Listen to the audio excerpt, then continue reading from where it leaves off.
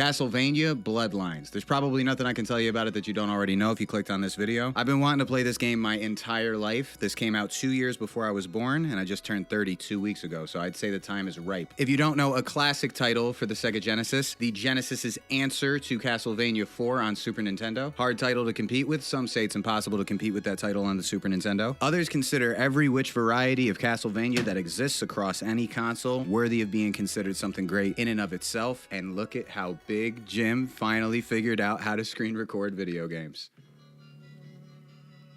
Oh, this looks pretty already. See, I finally figure out how to do what most of y'all figured out how to do 15 years earlier and just enjoy it for the moment that I discover it.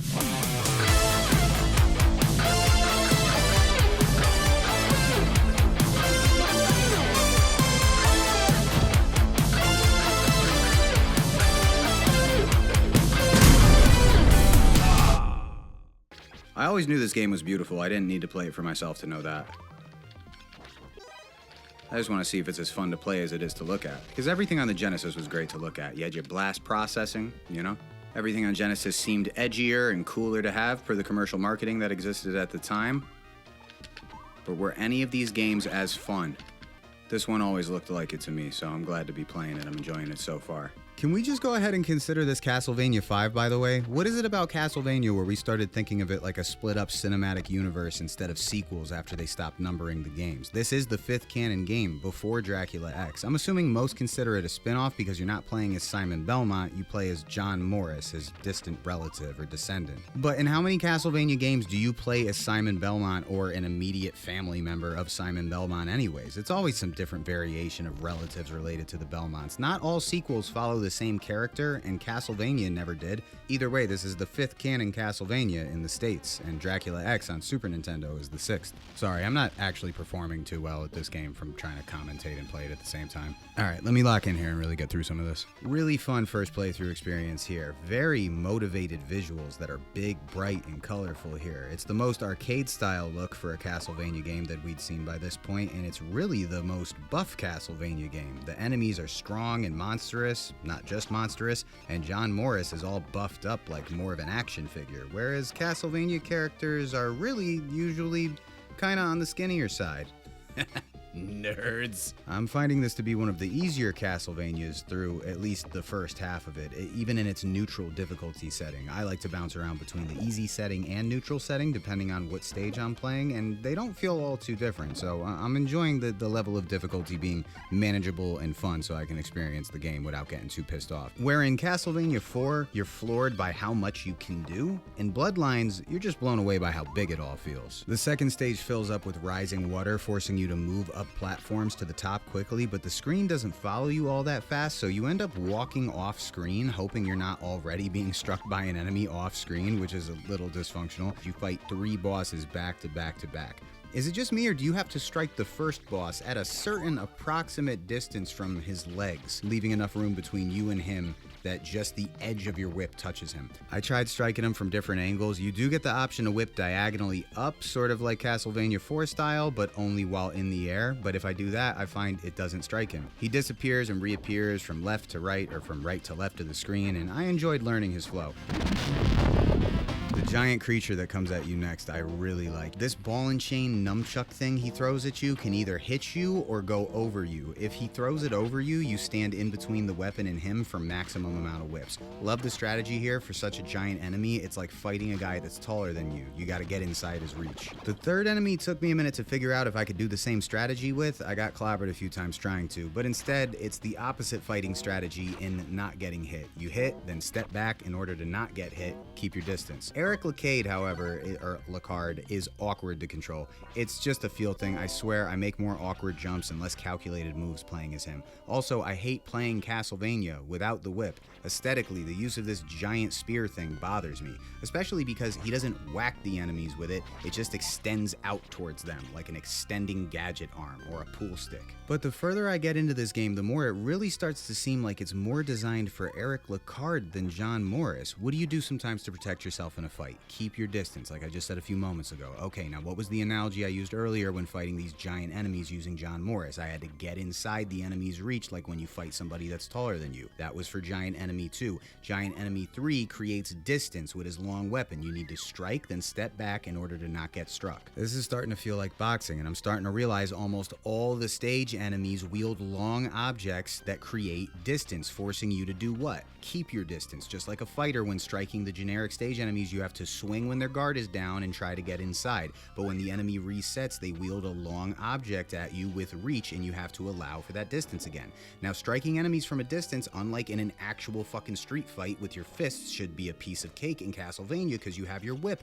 But the further along I get into this game, the more I realize John's whip doesn't have much reach. And this giant extending fucking staff thing that Eric Lecarde wields has a farther reach. The first boss in this game to really piss me off is this devil bat thing with this long tail made of like individual balls, because this entire boss battle feels so whatever the fuck. Like, what is this thing? Where am I? What's happening? And what's the strategy? You're on a platform that spins you around and disorients you, and yes, the graphics and motion are very impressive for a 30-year-old game, but it's impossible to not get hit. The objective seems to be like, I don't know, just fucking swing at whatever this thing is, and John Morris and my beloved Castlevania whip, no matter where I stand, doesn't really seem too effective. I can't touch this fucking thing, and I realize I need Eric Lecarde's dumbass with his much less appealing weapon, because I just feel like it'll reach, and this clusterfuck boss battle will feel more self-explanatory.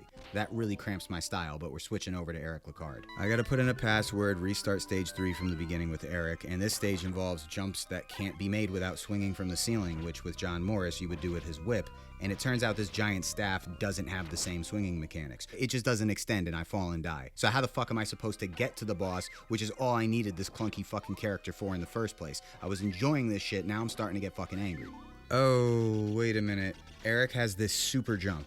And in these castle stair tunnels, he can jump to higher platforms John Morris can't, which leads to alternate routes. Skipping this section where you'd have to swing from the ceiling with the whip, and moving right along to the next part of the stage.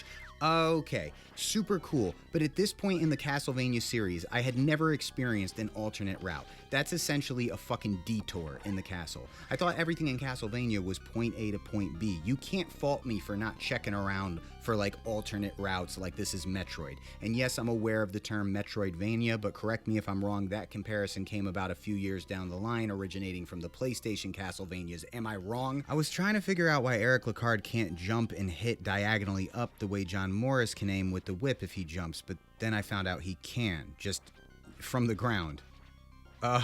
Okay, this game teases you with two different variations of almost having Castlevania 4's versatility of directions in which you can whip or aim your giant fucking staff in Eric's case. Eric's still pissing me off, honestly. He's so clunky, and it's bad enough that I'm playing Castlevania on Genesis with this big, clunky, awkward fucking controller as it is.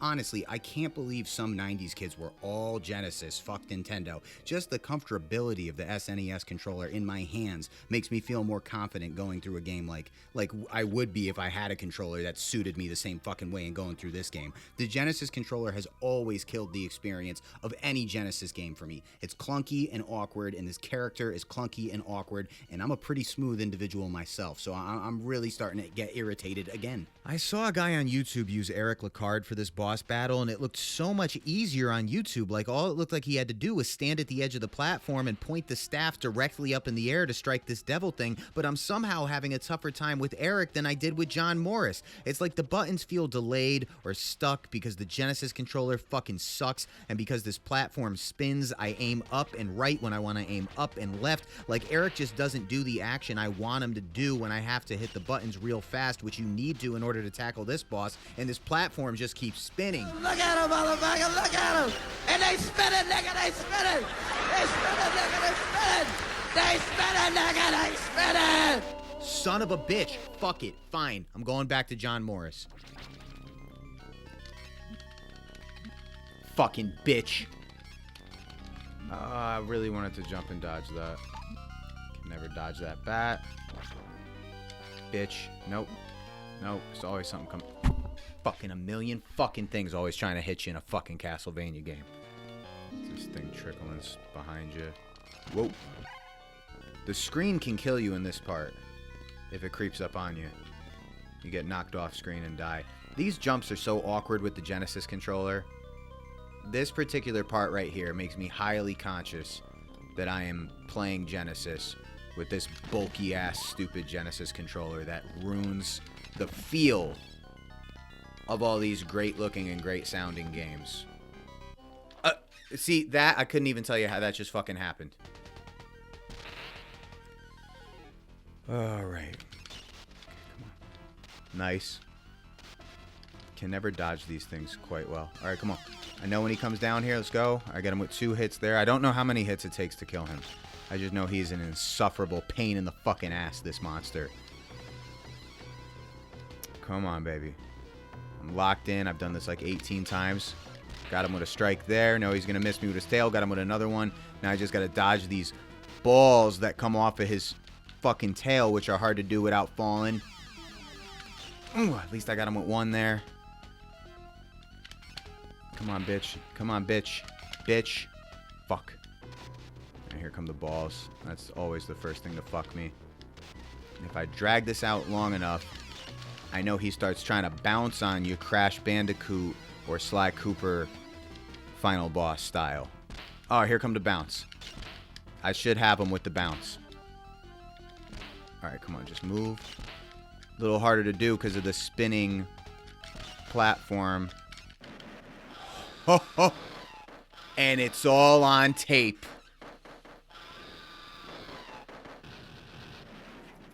As a boss, I did not think I was going to defeat. And it's on fucking camera. Let me touch that orb.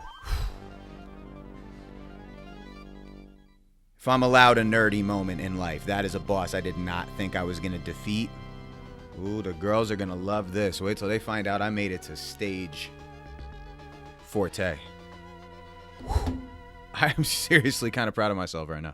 Stage 4 picks up the action a little bit. Looks like we've left behind the enemies wielding long objects, and now they're just jumpy. They jump all over you. Green skeletons throw bones and respawn twice. We get a bit of a tribute to early Castlevania games hopping these giant gears, and in the flashy fashion of Bloodlines, some of these castle operating gears start to look a little technological, like battery-run machinery not yet invented for the time period the game was set in. And that's the whole thing with this game, I guess. It takes its liberties for the sake of being the slickest, coolest, and flashiest Castlevania. Come to think of it, Dracula movies and this franchise about the hunt for Dracula is the only old-timey period piece type shit I like at all. I don't like Lord of the Rings movies and most movies set in the 1800s. It's great that the early games stick true to the uglier, more gothic look. Today's Castlevania games are more done in the style of anime, and here in Bloodlines you have the most video game-esque, colorful, shiny Castlevania, perfect for the aesthetics of Genesis. As if to say, could this be a competitor for the best Castlevania game?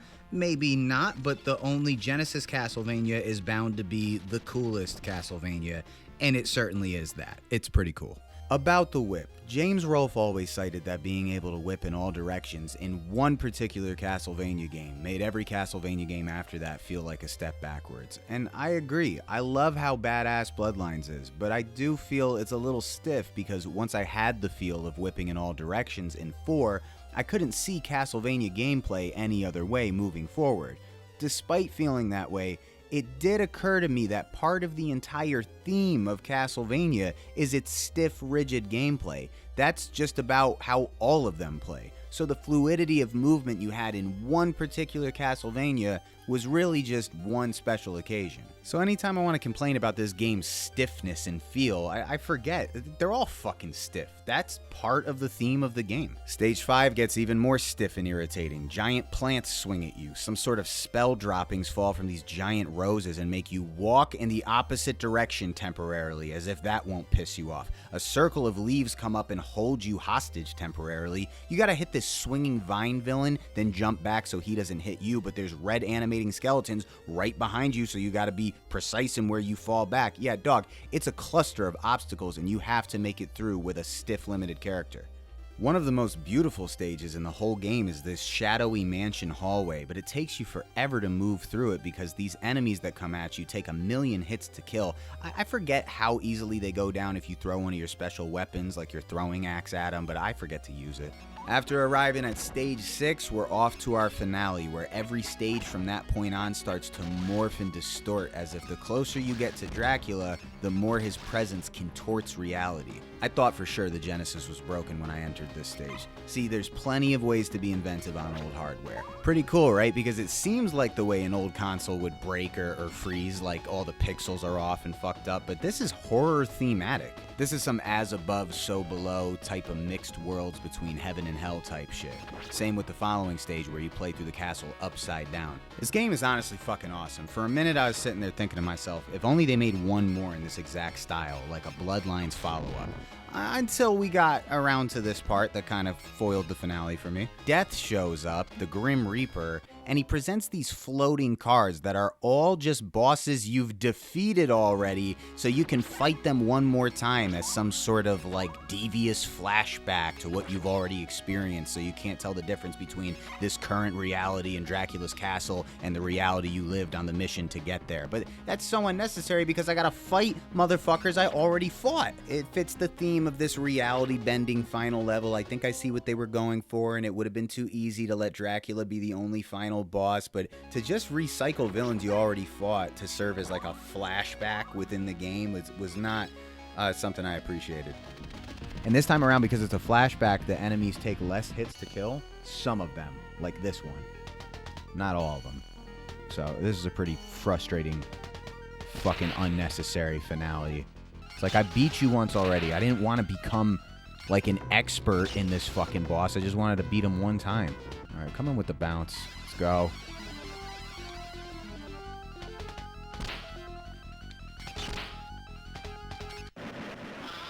See, took a lot less than the last time.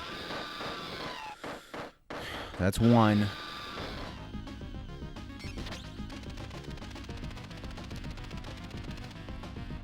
Oh, boy. Oh, this guy. I know. And then you could just throw a bunch of these axes at him, and you're pretty much good.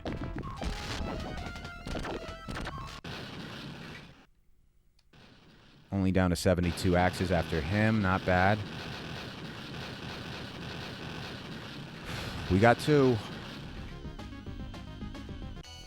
This is my least favorite boss, because he always manifests and jumps right where you're trying to stand, and he takes a lot of hits to kill. See, look at him. He's always just like trying to like post up right where the fuck you're standing, throws shit at you. See, he's gonna go like right where I'm at. I'm gonna take a hit somehow. Come on, bitch. Oop. Try to get over you. Go ahead, throw shit. Let me see, can I hit you from here? Ooh, I can.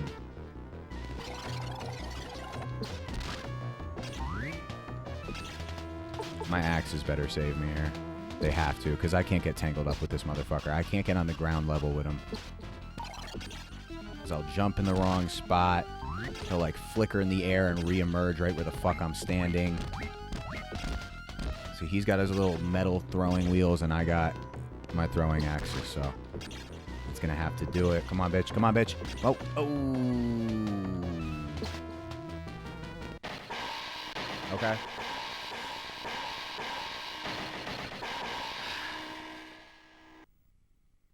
That's it. We should be on a Dracula. Unless...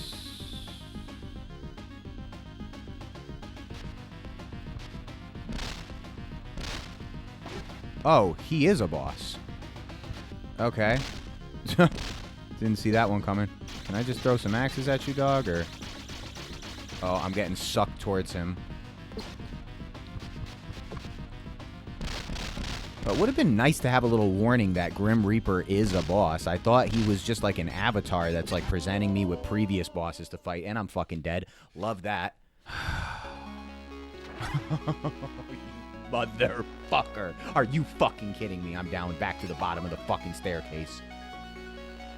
Relentless. Motherfucking relentless Castlevania is. No, it's no big deal. Just fought like 6 dudes. Let me just fight all of them again. No biggie.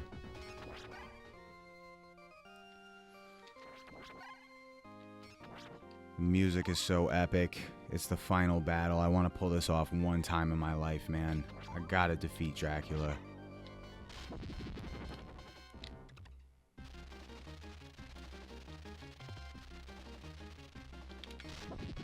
Motherfucking bitch, Dracula. My life's holding up pretty good. I think I have the strategy down.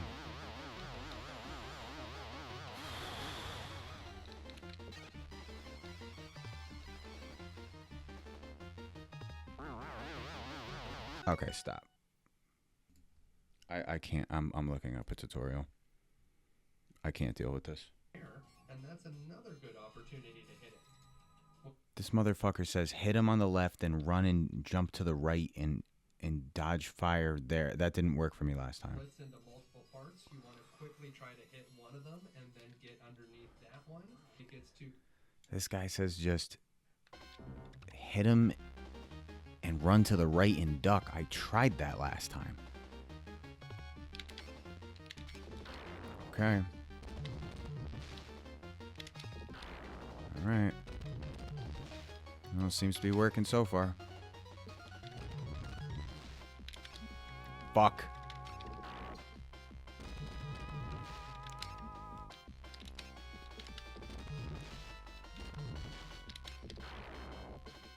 No, I'm keeping him on his side of the screen. That's what it is. Okay.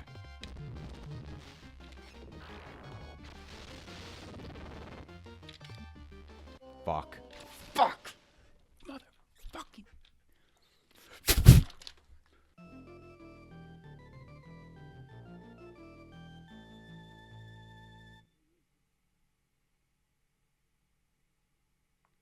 Well, that's the end of the game, y'all. I hope y'all had fun. That just fucking infuriated me.